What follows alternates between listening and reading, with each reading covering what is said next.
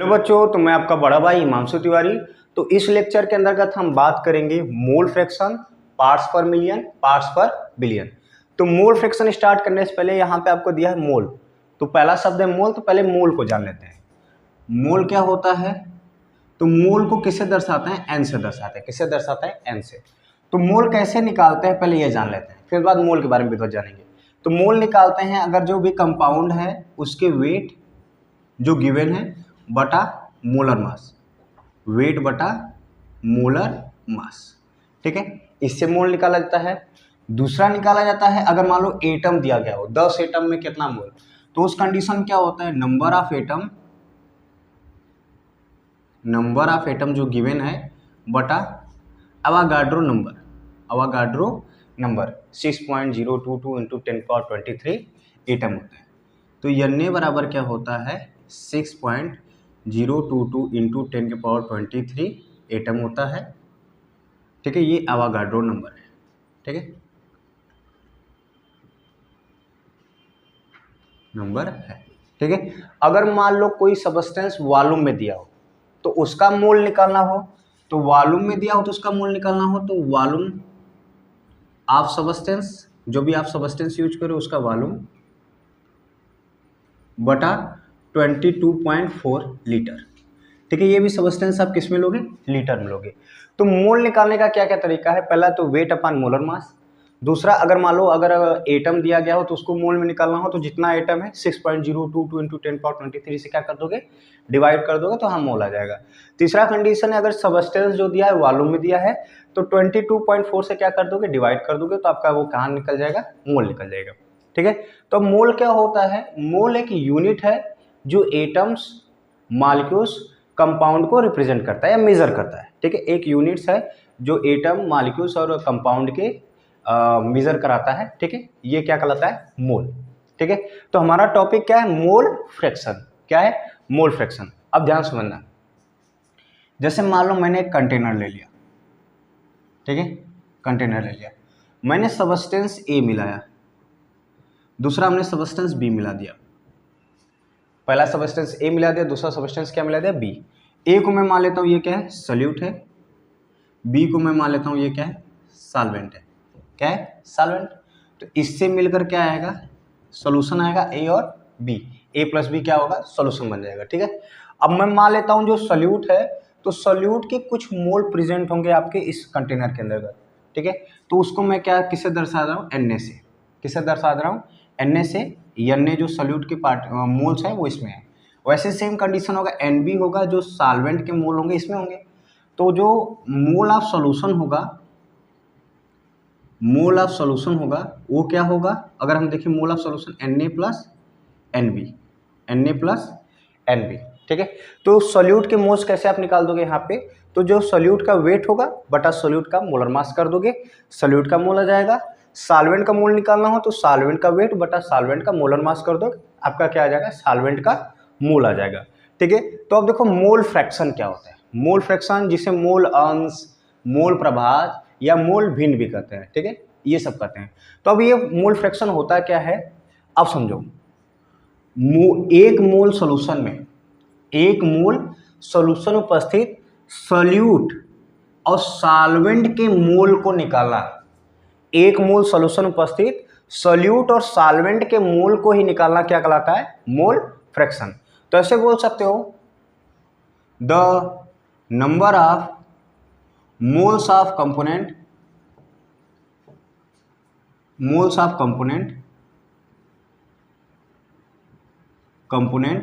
present in per mole of solution।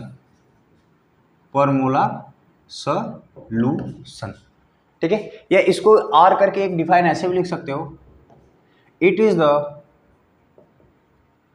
Is the ratio of moles of all component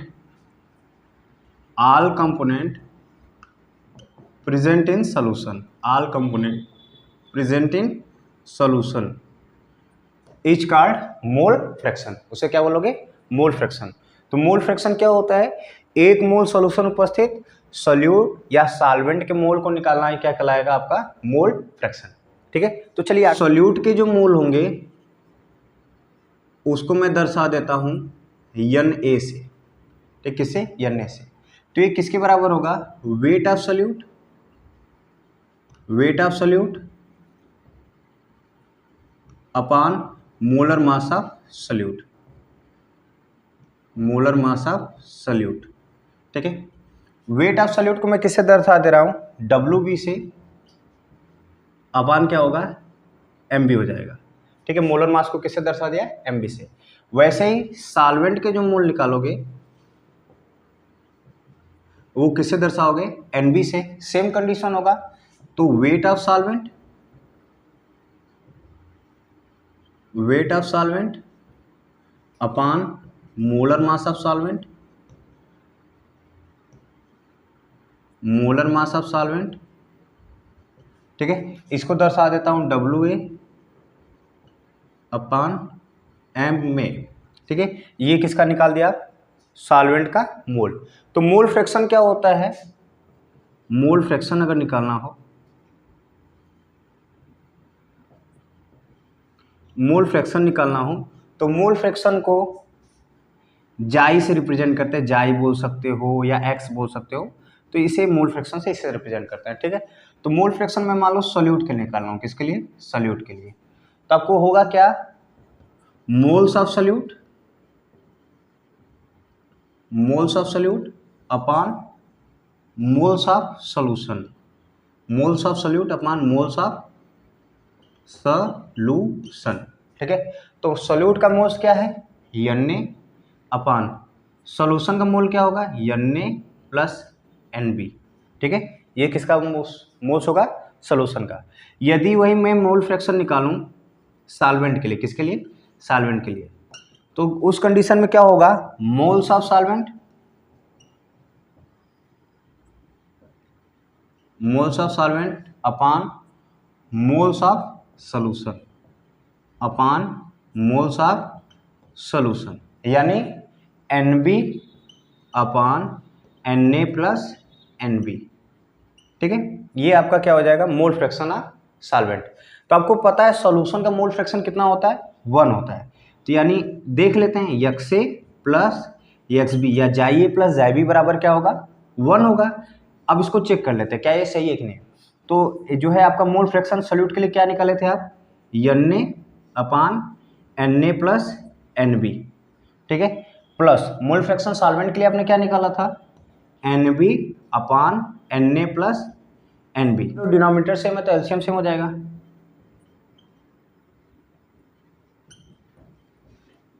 और ऊपर numerator क्या होगा? जुड़ जाएगा। कट गया, क्या आ गया? 1। यानी जो है मोल फ्रैक्शन क्या होता है? एक मोल सॉल्यूशन में उपस्थित सॉल्यूट और सॉल्वेंट के मोल को ही निकालना क्या कहलाता है? Mole fraction. तो चलिए एक न्यूमेरिकल देख लेते हैं मोल फ्रैक्शन से। तो क्या क्वेश्चन है? Calculate the mole fraction of benzene, यानी बेंजीन का मोल फ्रैक्शन निकालना है। ठीक है, जो कि सॉल्यूशन किसका है? कार्बन टेट्राक्लोराइड और बेंजीन का, जिसमें बेंजीन कितना परसेंट है? 30% क्या है? बेंजीन है सॉल्यूशन के अंतर्गत। कितना परसेंट बेंजीन है सॉल्यूशन के अंतर्गत? 30%। ठीक है, तो आप ध्यान से समझना। सॉल्यूशन,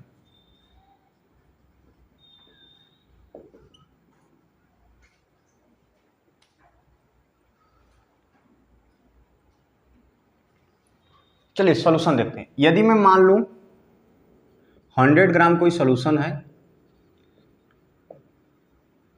सॉल्यूशन है, यदि 30% उसमें बेंजीन है, यानी 30% बेंजीन, यानी 30 ग्राम क्या होगा?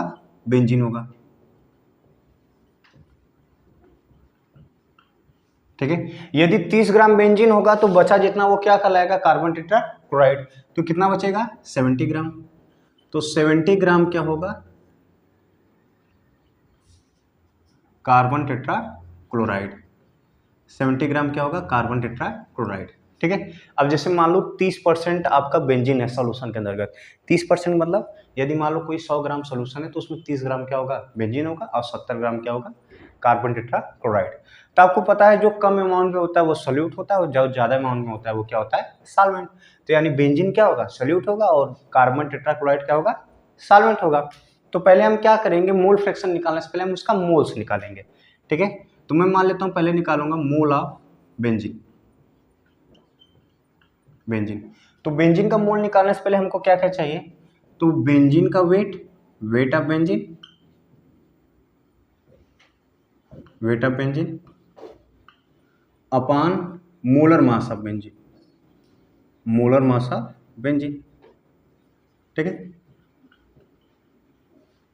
तो बेंजीन का क्या फार्मूला होता है, C6H6। क्या होता है, C6H6, यानी कार्बन का एटॉमिक मास कितना होगा 12 इंटू कितना कार्बन है 6, हाइड्रोजन का एटॉमिक मास 1 कितना है 6, यानी टोटल कितने ग्राम हो गए 78 ग्राम हो गए क्या बेंजीन का मॉलिक्यूलर वेट या मोलर मास बेंजीन कितना हो गया 78 ग्राम। तो मोल निकालना है, तो मोल ऑफ बेंजीन, यानी बेंजीन को मैं N लिख देता हूँ, NC6H6। ठीक है, तो ये किसके बराबर होगा, वेट ऑफ बेंजीन कितना है आपका 30 ग्राम बटा मोलर मास कितना है 78 ग्राम।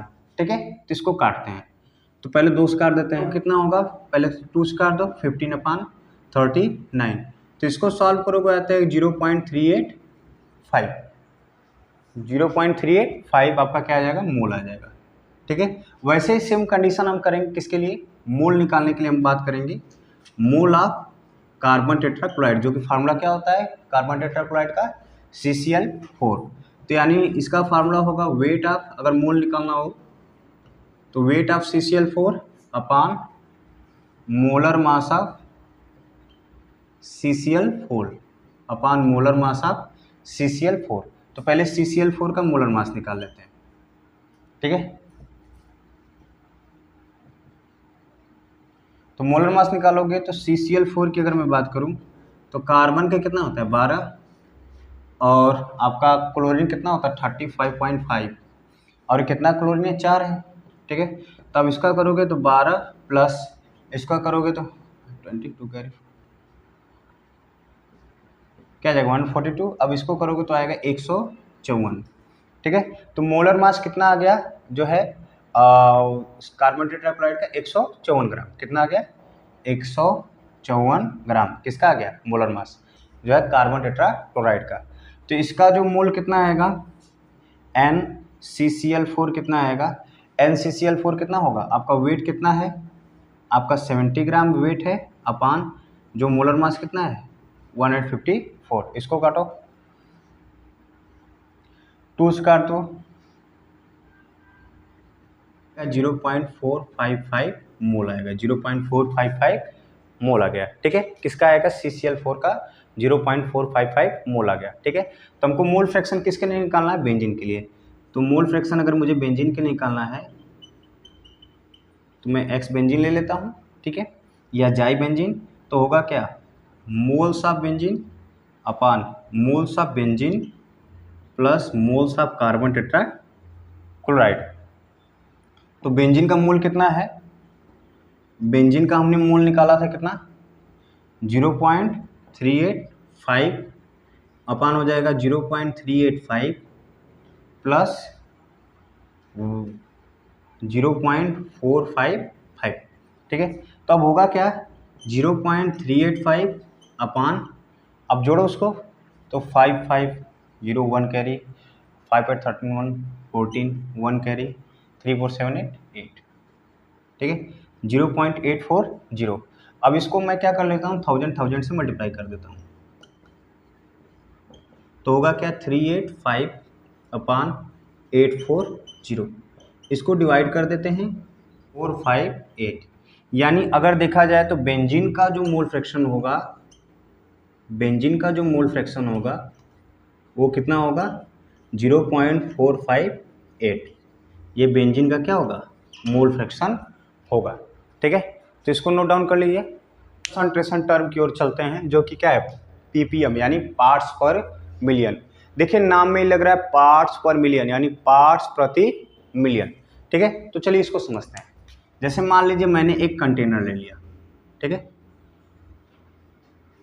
कंटेनर के अंतर्गत हमने पदार्थ A मिला दिया, दूसरा पदार्थ B मिला दिया। ठीक है, पदार्थ A है m में जो कि ग्राम में है दूसरा पदार्थ क्या है MB, जो कि इसमें ग्राम में है। ठीक है, इसको हमने मिला दिया तो सोल्यूशन क्या होगा, सोल्यूशन जो होगा मास के रूप में हम ले लेते हैं, तो मास ऑफ सोल्यूशन क्या होगा MA प्लस MB, ये क्या होगा मास ऑफ सोल्यूशन। तो मास ऑफ सोल्यूशन क्या होगा MA प्लस MB का होगा मास ऑफ सोल्यूशन। ठीक है, हो गया। अब देखो पार्ट्स पर मिलियन क्या होता है, तो मिलियन में 1 मिलियन में कितने लाख होते हैं 10 लाख होते हैं। ठीक है, तो पार्ट्स पर मिलियन की अगर मैं बात करूं तो होता क्या है, तो पार्ट्स पर मिलियन इसे कहते हैं सॉल्यूशन के 10,00,000वें भाग में उपस्थित, सुनिए ध्यान से, सॉल्यूशन के 10,00,000वें भाग में उपस्थित सॉल्यूट सॉल्वेंट के मास को या वॉल्यूम को निकालना ही क्या कहलाता है पार्ट्स पर मिलियन। देखिए पार्ट्स मतलब भाग, पर मतलब प्रत्येक, मिलियन मतलब 10 लाख, यानी सॉल्यूशन के 10,00,000वें भाग के प्रत्येक भाग में उपस्थित आपके सॉल्यूट सॉल्वेंट के मास या वॉल्यूम को निकालना क्या कहलाता है पार्ट्स पर मिलियन। यानी सॉल्यूशन के 10,00,000वें प्रत्येक भाग में उपस्थित सॉल्यूट सॉल्वेंट के मास को या वॉल्यूम को ही निकालना क्या कहलाता है पार्ट्स पर मिलियन। ठीक है, तो चलिए इसको डिफाइन कर देते हैं। तो ऐसे डिफाइन करोगे, the amount of mass or volume of component present in per million parts of solution, per million parts of solution। ठीक है, अब इसको फॉर्मुलाइज कर देते हैं ppm। ठीक है, पहले मास बाई मास के हिसाब से ले लेते हैं। ठीक है, अब देखो होगा क्या, तो होगा क्या मास ऑफ कंपोनेंट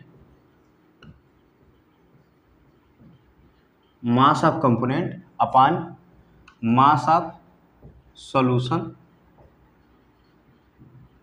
और 10,00,000वें भाग में तो आप उसको लिखोगे इंटू 10⁶। क्या लिखो इंटू 10⁶। किसके हिसाब से निकाले मास बाई मास के हिसाब से, पार्ट्स पर मिलियन। वही अगर पार्ट्स पर मिलियन वॉल्यूम के हिसाब से निकालना हो तो अब होगा क्या वॉल्यूम ऑफ कंपोनेंट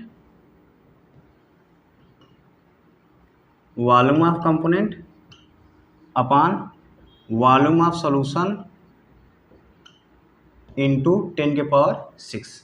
ठीक है, तो इससे होता है क्या, जिसे पीपीबी से दर्शाते हैं। तो आप समझो, हमने एक कंटेनर ले लिया, इस कंटेनर के अंतर्गत पदार्थ A पदार्थ B, यानी MA और ये क्या है MB। तो सॉल्यूशन क्या हो जाएगा MA प्लस MB, ये किसका हो जाएगा वेट मास ऑफ सॉल्यूशन का, किसका हो जाएगा मास ऑफ सॉल्यूशन का। तो पार्ट्स पर बिलियन क्या होगा, 1 बिलियन में कितना होता है 100 करोड़, कितना होता है 100 करोड़। तो सॉल्यूशन के 100 करोड़वें वाले भाग में उपस्थित सॉल्यूट और सॉल्वेंट के मास को या उसके वॉल्यूम को ही निकालना क्या कहलाएगा पार्ट्स पर बिलियन। तो पार्ट्स पर बिलियन क्या होगा, सॉल्यूशन के 100 करोड़ भाग वाले में उपस्थित सॉल्यूट और सॉल्वेंट के मास को या वॉल्यूम को ही निकालना क्या कहलाएगा पार्ट्स पर बिलियन। तो इसी को डिफाइन कर देते हैं, क्या होगा the amount of mass or volume of component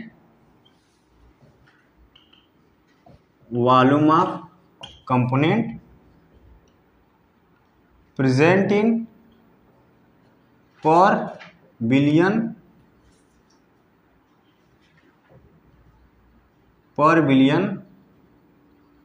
parts of solution, per billion parts of solution is called parts per billion. ठीक है, तो पार्ट्स पर बिलियन को जो फॉर्मुलाइज कर लेते हैं पीपीबी, अगर हमको निकालना हो मास बाई मास के रूप में तो होगा क्या mass of component upon mass of solution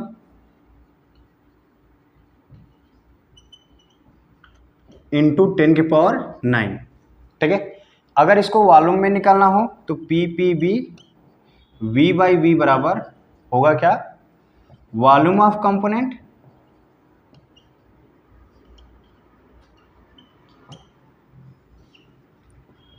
volume of solution into 10⁹ 9। ठीक है, तो ये रहा पार्ट्स पर बिलियन। तो मिलते हैं अगले लेक्चर